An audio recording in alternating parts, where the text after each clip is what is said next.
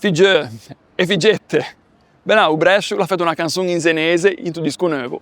Io credo che sia un segnale bellissimo per la musica della nostra regione, della nostra città e anche per la parlata, perché tramite la musica si riesce veramente a veicolare dei messaggi importanti, dei messaggi legati un po' alla nostra identità, alla nostra tradizione, alla nostra storia. Quindi grande Brescia.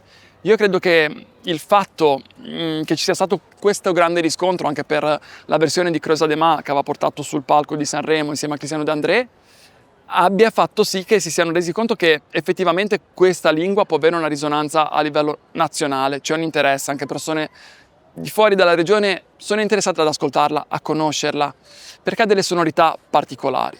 E io credo che tutte le nostre lingue abbiano veramente, tutte le parlate, sparse per l'Italia, abbiano veramente delle peculiarità meravigliose. E il fatto che un artista che possiamo definire mainstream decida di utilizzarle è veramente significativo.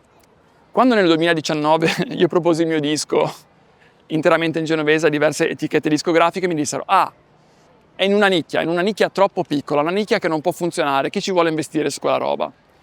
E devo dire che in realtà, andando un po' indietro nel tempo, fino al 2010 sembrava non ci fosse un domani per il genovese. Oggi secondo me lo stiamo riscoprendo, c'è un interesse crescente anche da parte dei più giovani, che alcuni lo parlano un po', alcuni poco, però mi sembra che molti vorrebbero approfondirlo e impadronirsi della sua conoscenza. Questo è un bel segnale e quindi dobbiamo andare avanti. Andiamo avanti, demo Gedrentu, poi mi aspetto anche altri, perché vi aspetto al varco, voglio anche Alfa, Olli, Annalisa, femo da bella musica anzenese, se serve una mano mi va d'agu. E poi davvero è un modo veramente per ricordarsi chi siamo, per affermarlo e per farlo conoscere anche al mondo.